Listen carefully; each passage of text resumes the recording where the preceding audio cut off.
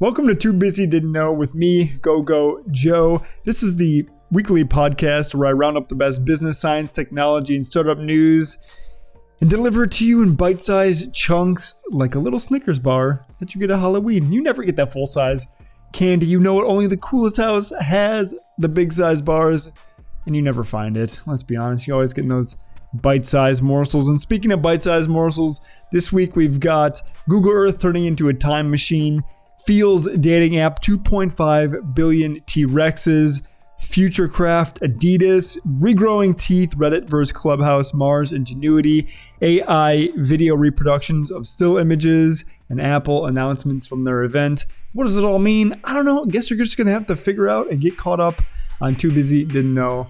Let's get you caught up. Thanks again for joining my show. Behind me, I got a nice window for us to get some nice background. This is over in Russia with this bright red bridge and this river. It's actually a really nice scene. I'm not sure where in Russia it actually is, but there's a track that we're looking at. There's people playing basketball. Looks like a sunny day outside. I'm digging it. So that'll be the backdrop for today. We got Russia, unless that changes. First thing we're going to talk about is Time Machine Google Earth. This is rad. As you may know, Google Earth has been around for years now, and they've just activated a new feature that PlayStation, be quiet. Why are you? It's not even on. Like, why is it beeping at me? What is going on? If you hear that again, it's my PlayStation 4. It's very old. Talking about Google Earth, though, it is now a 3D time machine. As you can see here on the screen, this is watching glaciers melt away in real time. Oh, I didn't mention, this is a visual show. So if you're listening to this on podcast form, you can go onto YouTube and look up Too Busy Didn't Know to actually get the visuals behind what I'm talking about. Otherwise, you can check the show notes and it actually links you right to the YouTube so you can see what I'm talking about. And right now, we're looking at glaciers melting away in not real time, but over time on Google Earth. It's pretty incredible to see this glacial mass just completely fade away, and now it's very green, and you can actually see the glacial boundary receding on Google Earth in semi-real time. Another one is watching Dubai build up. It starts with just blank desert, and in almost like they were compared to SimCity on cheetah mode, you can see Dubai pop up in the middle of the desert next to the water. It's actually quite incredible.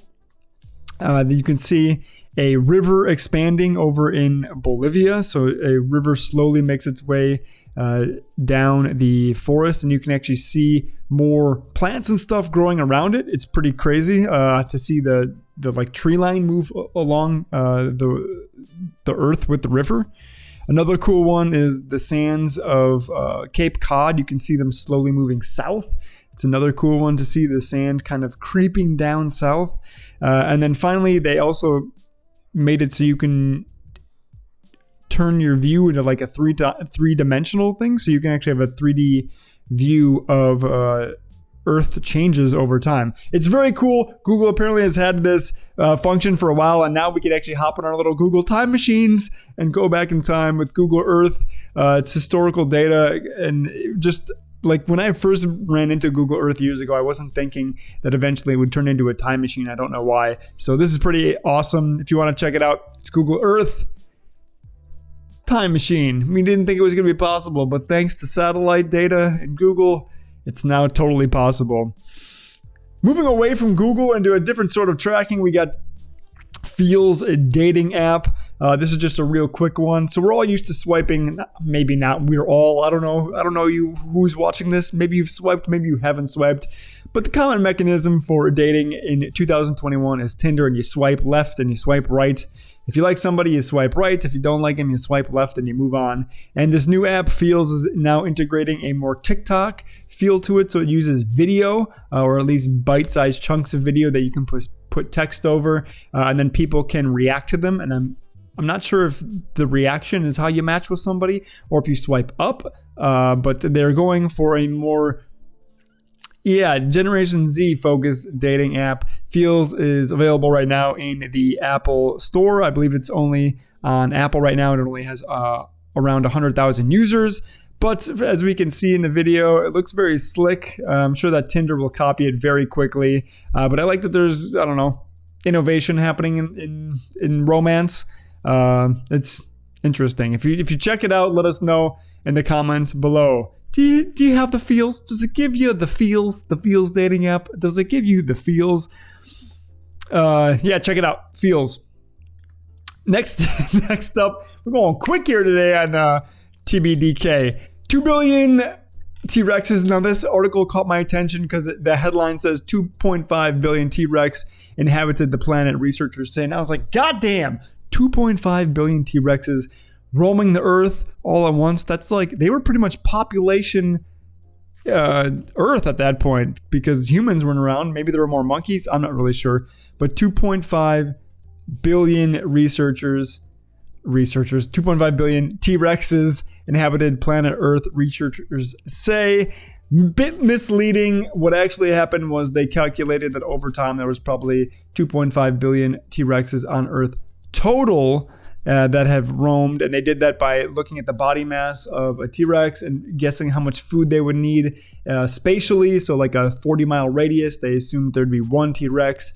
Using that and the landmass available at the time, they calculated that they were probably at peak maybe 2.5 billion T-Rexes. I don't think it's at peak. I think that they're just saying over time there's probably 2.5 billion T-Rexes that roamed our planet. To contextualize the fossil record and rarity of findings of certain fossilized prehistoric organisms, they wanted to do this. Quote, I mean, to me, it's just amazing we could have come up with the number, Marshall told Axios. Some people ask me, how does your number compare to the other numbers of the total that have ever lived? And the answer is it doesn't because there weren't any. I'm not sure what I just read to you, but the number is staggering. 2.5 billion Tyrannosaurus Rexes lived and died during the roughly 2.4 million years the species survived on the planet. That is 1/4 of all humans currently on the planet. To contextualize that. Pretty amazing. T-Rexes. That's cool. That is prehistoric. Next up, Adidas. It has a 3D printing robot. We can see here the shoe that it creates. It's actually a very impressive robot, and it's been around for a while, but I'm just finding out about it today. It uses a different thread, so you can see here this top part of the shoe is actually thread, and I'm just going to play the video. It is quite amazing what you can see here with this machine. So it scans your feet and then makes a custom shoe for you, and it's meant for high-end runners. And the system, which we can see here, as I mentioned, uses thread. Can it help us break the limits of existing footwear? Can it help us make more using way less? When we create with data, we can create more in tune with the athlete. With Strung, for the first time, we can program single threads in any direction where each thread has a different property or strength. Together, they form this seamless network of really precise performance zones. Every single thread is serving a purpose. This shoe is for your really fast runner, your 5.5 minute mile pace runner. We saw an opportunity to hyper optimize a solution for fast runners, and we just took it to the extreme. We're using the Athlete Intelligence Engine to capture data in a 360-degree view to the athletes. Performance data, movement data, speed and endurance, but then there's also more human side to the data. We're mixing the hard science with the soft science, and it's leading to a lot more. We're learning about how the athlete lives, what drives them, their habits, their behaviors, their hopes and dreams. Using there we go. There's the machine. Necessary. You can see it now. It looks like it has 10 spools of thread that they have the thread on, and then the machine builds it up in all sorts of interesting patterns, and it looks at the end like a shoe, and they use a 3D printed sole as the base to start with before they start moving the threads around based on the scans of the athlete. And right now, as I said, it's just for these high intensity runners, but technology like this tends to trickle down into the public eventually. So you could actually eventually go into an Adidas store, have your foot scanned there, and have a 3D printed shoe in a couple days. I think it's incredible, especially because using thread and fabric in 3D printing is generally very difficult. So this is a very interesting method to integrate it into a more consumer-facing product. that eventually it's gonna hit mainstream, at least semi-mainstream. Again, like I said, I imagine you could go into the store and then they have you on file, and you can go online, have like an online creator, and you'll get a 3D printed shoe. It's pretty cool. That's Futurecraft from Adidas. Speaking of other cool things, now this is not using 3D printing technology, but it is using another sort of technology, and I'm going to have trouble explaining this. But these scientists have pretty much discovered a new drug that lets us regenerate lost teeth, which is absolutely incredible. This problem currently is solved by like crowns or fake teeth that you put on over the top of something, usually with an implant that you like screw or the tooth onto, I believe. And now they have identified an antibody, and I'm really not sure how this works, but an antibody that interacts with something that is used for, what do they call it? It interacts with BMP and WNT. BMP is bone morphogenic protein. So it's a protein that somehow stimulates our bones to grow, I believe. And then there's something called WNT signaling. And I'm not sure what WNT actually stands for, but I read about it, and it is some sort of signal that gets sent to the cell that penetrates the protein layer around the cell. And it signals into the cell to do something. And so they're able to, it's a communication system for neurons to signal to cells. So there's the bone protein and the signaling thing. And then they somehow found this antibody that is called USAG-1, that interacts with both BMP and WNT. If they block both of them, they found out that these mice that they were testing died very early.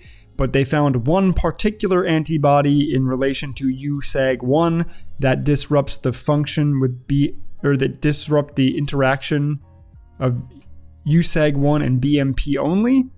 Again, I don't think I'm explaining this very right. It's a very technical paper. But somehow disrupting this signaling generated a whole tooth. They did this in mice, and then they did it again in ferrets. Next up, they're going to try dogs, and it's just some sort of antibody. I don't know if it's a drop that you just put in their mouth or what, but we can see here that the mice deficient in USAG-1, an antagonist of BMP, the trace deciduous incisors survive and erupt as an excess tooth, so as an extra tooth.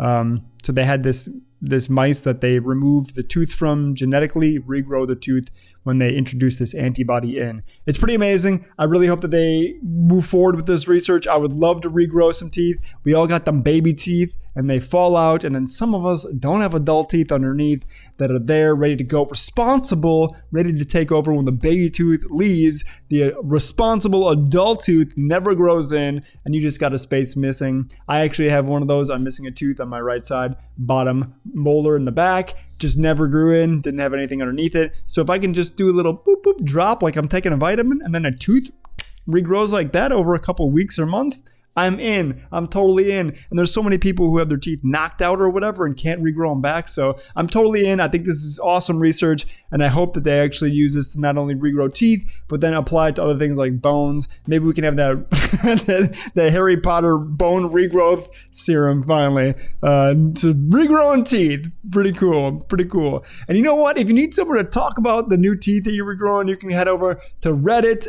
Who is introducing a feature that is similar to Clubhouse. If you're not similar to Clubhouse, it's kind of like a real-time radio show where you can drop in and it's live audio. You can raise your hand, ask questions, interact with the hosts, almost like a live podcast. It got very popular in the last year because of Corona, and I feel like people have kind of fallen off on it because they felt like it was a one-trick pony. Now Reddit is doing this audio-only thing, and I think it actually makes sense for Reddit because Reddit, the whole idea is to have these communities of people come together on something called a subreddit, a community, a sub-community, a subreddit. And there's generally, up to 20 million people on a subreddit. I don't know what the biggest one is, but they get rather large. But some of the smaller ones that have very niche topics, like let's say, machine learning for images, It's a very specific one, machine learning for images. You could gather on the subreddit now and talk to other guys and gals interested in machine learning around images. You could previously make a Discord channel for that, but I think this is something live that's just existing all the time that people can hop in, hop out of, ask questions. I think it's very interesting to see. Reddit also has been experimenting with live video as of recently as well, and people are getting a following there. So I think this is an interesting move, and it makes sense for Reddit. So yeah, Reddit talk versus Clubhouse. I'm probably already more of a Reddit talk person than a Clubhouse. I just don't like Clubhouse. Moving on, though, another thing to talk about in that Reddit talk forum that you're in, or the Clubhouse, is the Mars Ingenuity helicopter. So we launched a rocket that went to Mars, it landed, it dropped off some cargo, and one of them cargo pieces was this excellent flying helicopter that they just tested over the past weekend, and we got a video of that taking off. The video was taken from the Mars rover that is also on Mars, poking around. So let's watch here the Mars Ingenuity helicopter taking flight. It's on the, just looks like it's in a desert, and it's on the floor, and then it's obviously powering up. All of a sudden it starts spinning its blades, slowly at first and then very quickly, so we can't see them anymore. And then poof, up into the air it rises. They move it around just slightly, and then I believe it lands back down. Oh yeah, they rotate it and then it goes back down and lands. One of the reasons why this is incredible is because it's a fucking helicopter on Mars. Like, are you kidding me? Is that not enough to entertain you? But this was also a remote flight, so it was completely autonomous. They cannot remote control it because of the distance, so they can't send joystick maneuvers to it. It has to have onboard AI. It's incredible. If you're not impressed by that, I don't know what you would be impressed by. The fact that we have real-time video coming from Mars and helicopters that can do aerial flights there. Like, who would have thought that was even possible when we were kids? It was something we dreamed about, and now it's happening. Shout out to my brothers and sisters over at NASA that are doing this. I think it's a great thing. Very, very interesting. Although, if I'm going to be honest, I think that if we're going to be looking for life, we should look the other way and look at Venus, but that's a whole nother thing.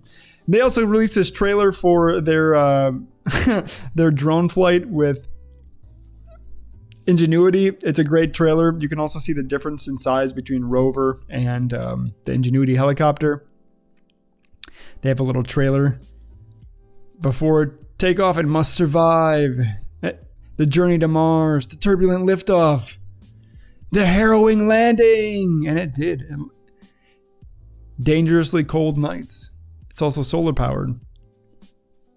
But it did. No joystick, no live pilot, no real-time help, just autonomous liftoff and driving around. Another thing about Mars is that it has no atmosphere either. So the gravity is different and it has no atmosphere. So they didn't know if it could actually achieve liftoff because of the lack of atmosphere and like the dense air that it would need to actually take off. Test flight opened in this April, as we just saw. I think it's incredible. It's so cool that we're exploring Mars.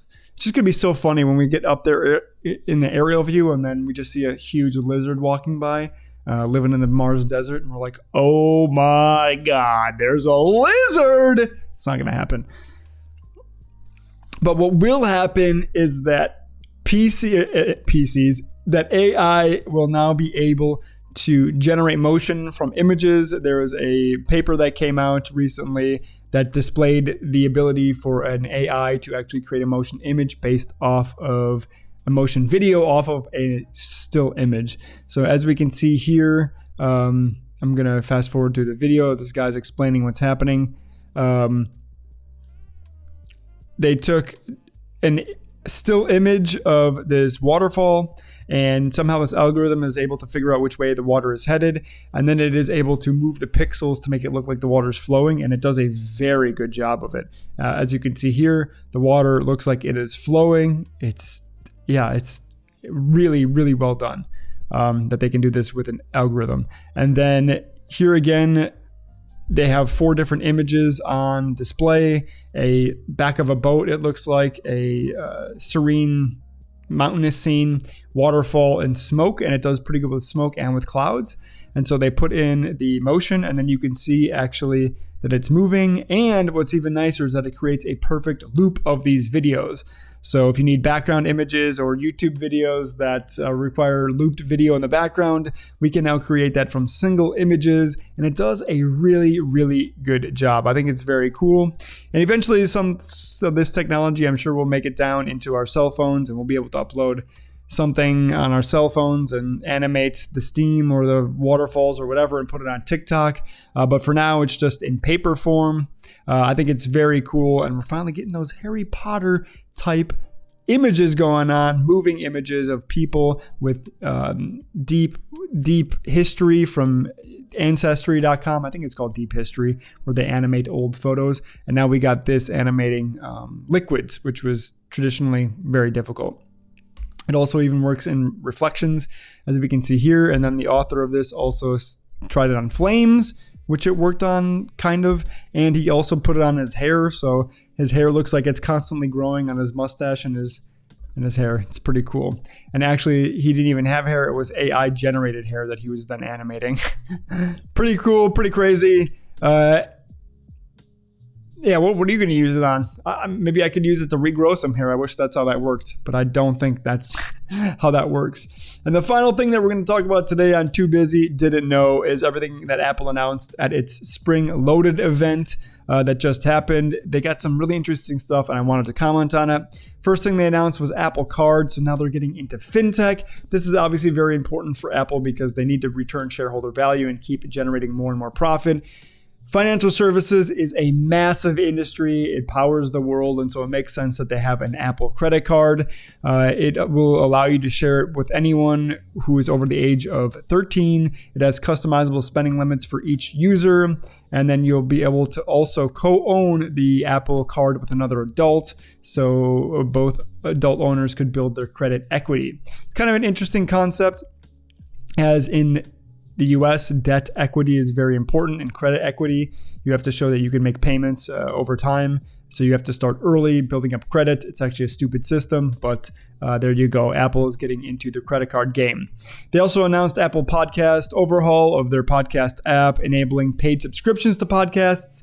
This makes sense, although they seem to be targeting only the really big players. But it makes sense.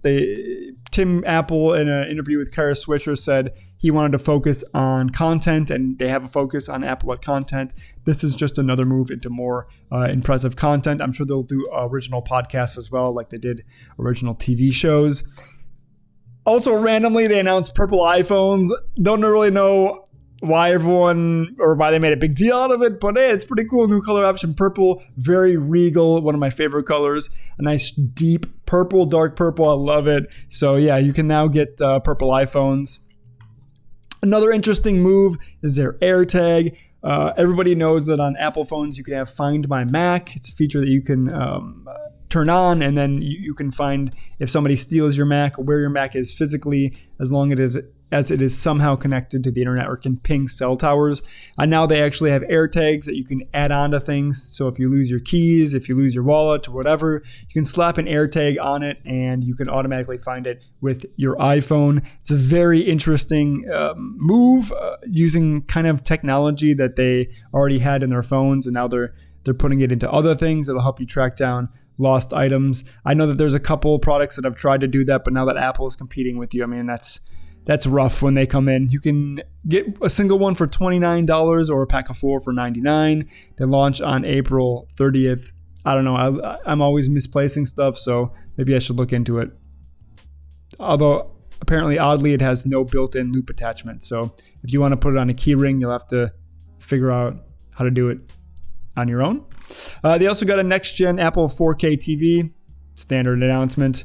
And then they also announced new iMacs that are also colored, a nice red and pink color. And they have a whole fancy array of colors with some tech upgrades. And then finally, they have new iPad Pros that look a lot like Microsoft Surfaces with a built-in stand, the pen feature. They've got a LiDAR scanner on it, the new Apple M1 chip, liquid retina display. So it sounds like a very impressive piece of technology, including 5G connection.